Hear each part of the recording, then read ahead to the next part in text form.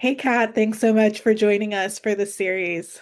Always so great to talk to you as a friend and a client and a part of the AO team. We love it all.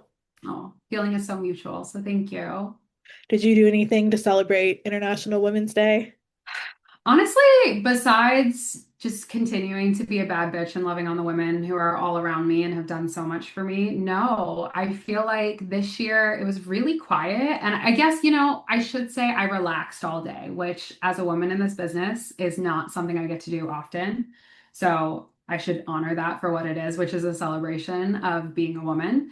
But it was really quiet this year. And the fact that it was also on a Sunday, it was just like, I'm going to text all the women that I love and I'm going to continue to do what I do every single day, which is just being grateful for the women who are around me, being grateful for the women who have pulled me into rooms, including dragging me kicking and screaming by the collar into rooms, but being really grateful for those women and just reminding the women around me that I love them and I'm grateful for them. So it was quiet and filled with relaxation, which again is a celebration that should be honored in and of itself. So it Well, was that's a good. great lead in to ask you about who is a female mentor or role model that's had a big impact on you and your career.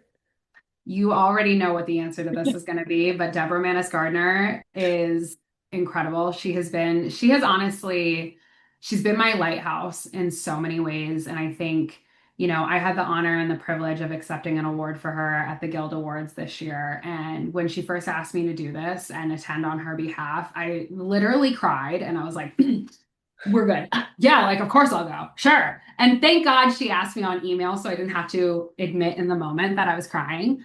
But it's very hard to put into words what it's like to go and accept an award on behalf of someone who has done so much for you in your career. And I remember, when I first stepped into sampling at Universal, I was working on opposite sides of deals with Deborah. Deborah was the sample clearance agent. I was the sample representative for the rights holders.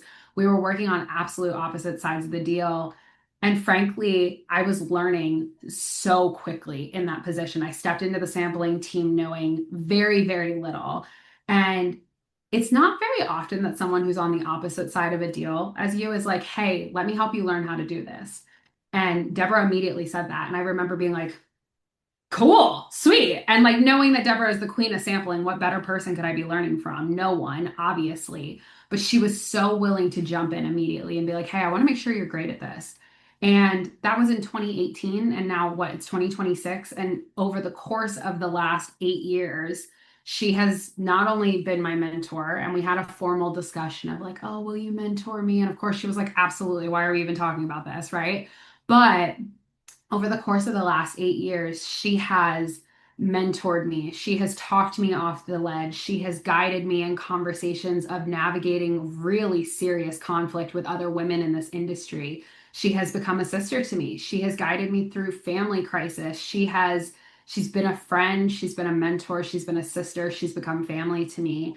And that doesn't happen a lot in the music industry. It doesn't happen a lot in entertainment. And then, frankly, it doesn't happen a lot in life. I think women are very good at being like, yeah, I'm super pro women. Women should help each other. And then as soon as the door is closed, the cameras are off, it is not like that. And Deborah has opened so many opportunities for me. She has shown up for me in the middle of the night. She has met me with grace. She has met me with love, and she has met me with challenge. She has challenged me to be a better version of myself, and that's a huge part of mentorship that I think people gloss over. Mentorship isn't just about supporting and showing care and being excited for somebody and answering questions. Mentorship is also about calling people on their bullshit. And as a woman being like, "Hey, this isn't helping. This isn't helping the greater cause for women in general. I appreciate that you're angry in this moment. I appreciate that you're feeling whatever you're feeling. I appreciate that you see it from this vantage point. But this isn't just about you. This is about you and every woman who comes in from behind you. It's about every woman who comes in standing next to you, and you got to get your shit together." And Deborah has called me on those moments, and I'm extremely grateful for that. So, in short, Deborah Mannis-Gardner is my lighthouse. I love her. I'm so grateful for her. She connected me with you guys. She got me my job at Death Row when I left Universal. When I left Death Row and started my own company, one, she was a huge cheerleader for that. Two, she called me and said, look, I have two companies and I want you consulting for both of them. And as a brand new entrepreneur, that first call, that first yes changes everything. It changes how you believe in yourself, how you see a path forward. And she did that for me. And, there is no way for me to appropriately thank her for what she's done in my career and done for me in my life. But I'm incredibly grateful for her. And when I was talking to her recently, one of the things she said was, it's not enough for women to just hold the door open, help you get a foot in the door. She said we need to grab other women and pull them through the door. And obviously, she's done that for you. Absolutely. And she's so right in that. And it's not always because the room on the other side of the door isn't welcoming women. Sometimes it's because the woman on the other side of that door is scared, has been told no so many times that why would she want to walk into another room? And like Deborah's done that for me. Deborah has literally picked up the phone and called me and been like, that email sounds scared. What's wrong?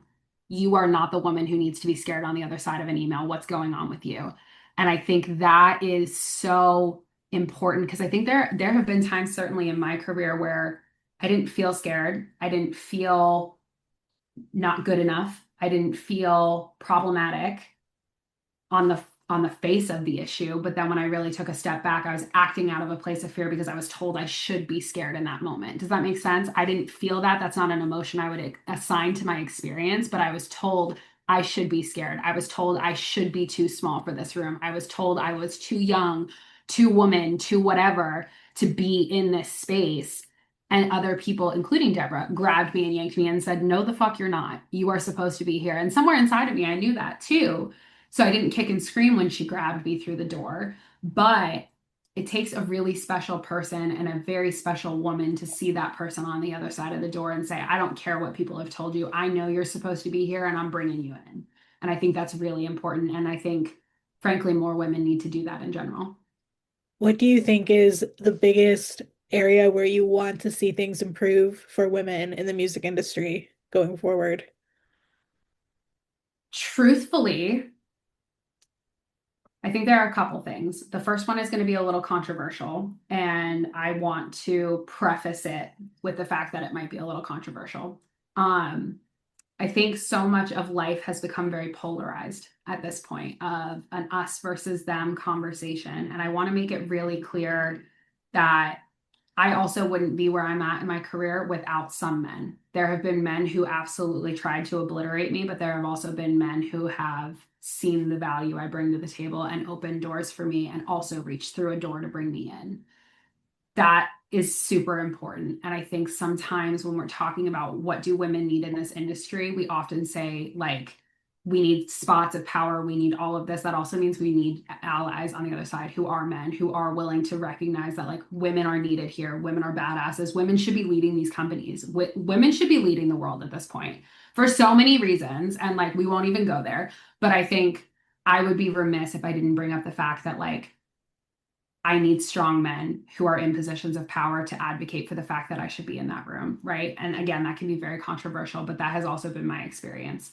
Um, I think another thing that really needs to, and hopefully this answers the question, um, women need to do a better job, point blank, period. My biggest issues in this industry have come from two places. One, a very stereotypical experience in the music industry that we don't need to go into.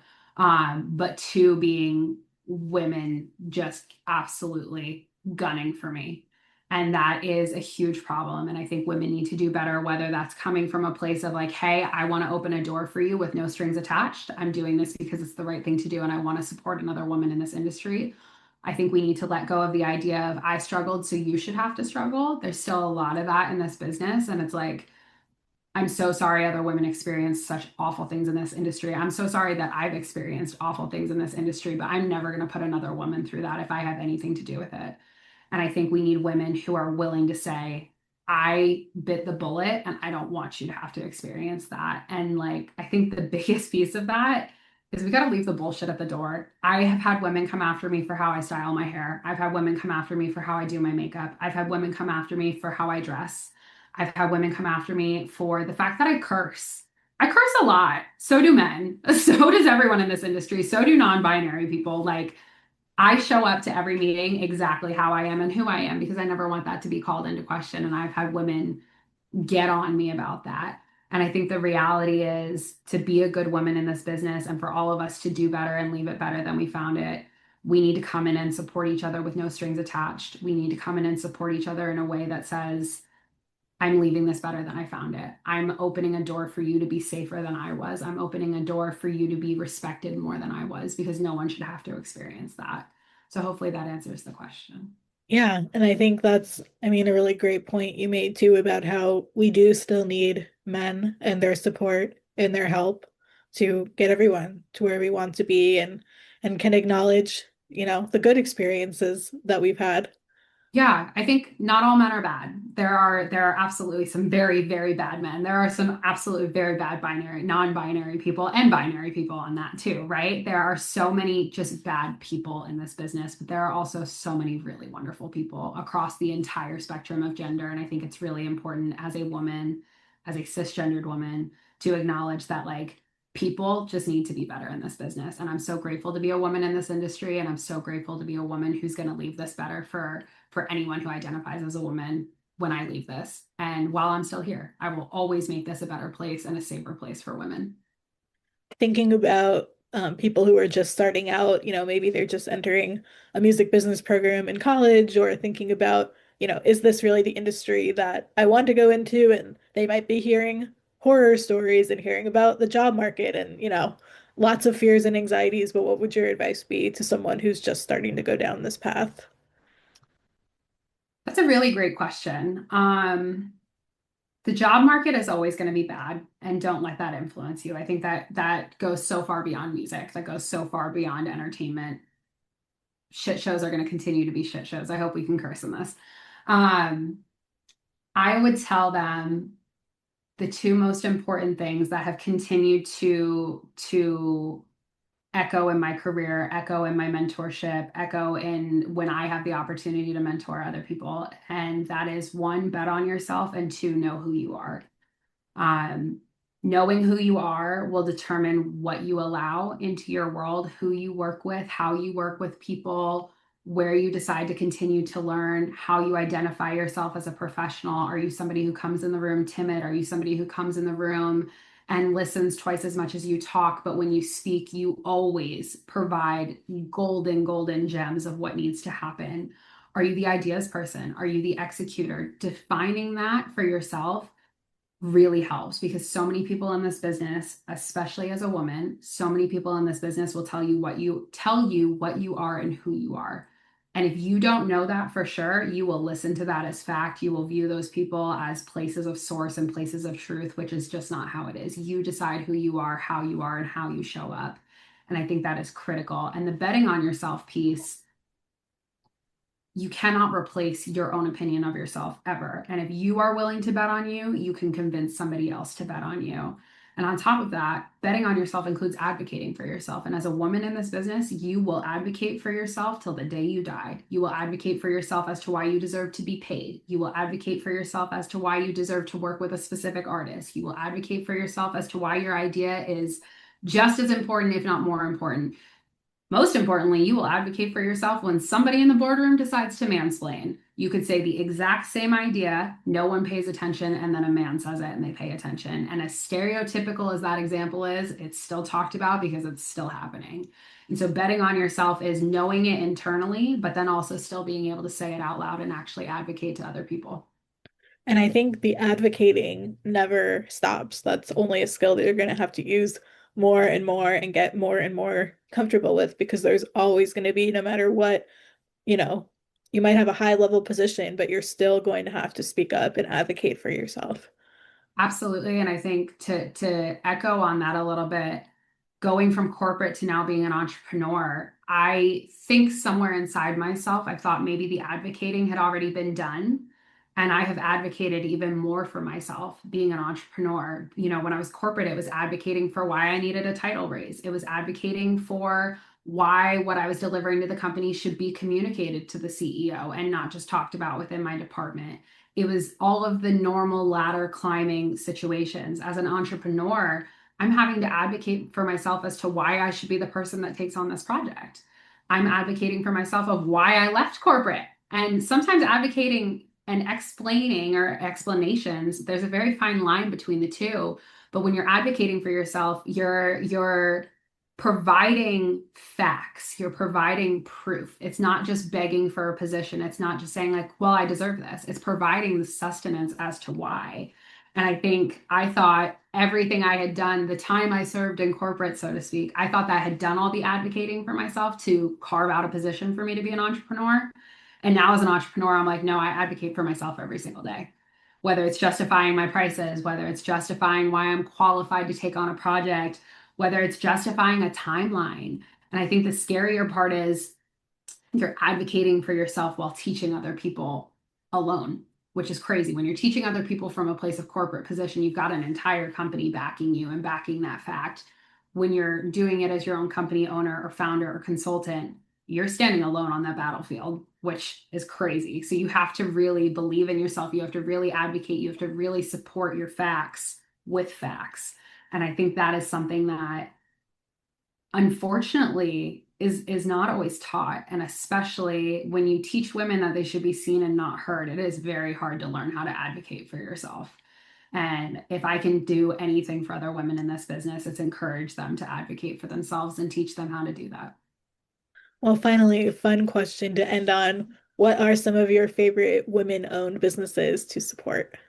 Oh my gosh, so many, but my absolute favorite, I am a coffee lover. Anyone who knows me knows I am a coffee lover. Anyone who knows that they want to have a great starting conversation with me, it starts with good cups of coffee. Jesse's Grind. Jesse's Grind is an incredible coffee house here in LA. They are just, first of all, it's owned by Jesse and her wife, Nancy. The coffee's phenomenal. Their staff is phenomenal. I have never met a person in that building, whether they're staff or just somebody getting a cup of coffee, who is not the kindest soul on the planet. And they just opened their second location, which is incredible. They started during COVID. They just opened their second location, which is like a safe haven creative space and incredible. Also, selfishly, they are providing coffee service at my wedding. They are just two of the most wonderful humans on the planet, women founded, queer founded, BIPOC founded, incredible, incredible, incredible business. So, shout out to Jesse's Grind, always and forever. I love that no matter what industry we work in, we can find ways to collaborate and bring other people in and promote them. Absolutely. I think it's so important. I say this every time I have the privilege of being able to talk, whether it's about being a woman or being in this industry. Music and sports will be the things that change the world. And I'm so grateful to play even the tiniest part in something that could have that much impact. And it really is a privilege to be here, no matter how hard it is, no matter how many times I cry. Crying is so powerful. People should cry. It's not a sign of weakness, but no matter how many times I cry, no matter how many late nights I have or sleepless nights, I would do this a million times over. And I'm just so grateful to be here. And I'm so grateful to be a woman. I'm so grateful to have women around me who have supported me and challenged me. And I'm also, as messed up as it is to say, I'm also really grateful for the women who have tried to fuck me over in this business, because I've learned a lot. I've learned a lot, and I'm very grateful for those people. And I'm grateful for those lessons learned. So I'm proud to be a woman. I'm proud to be a woman in business. And I'm so grateful to have been able to have this conversation. Thank you so much. This has been great. I know everyone's going to learn a lot from you, and I can't wait for everyone to hear it. Thank you so much, Ashley. I appreciate you and I adore you.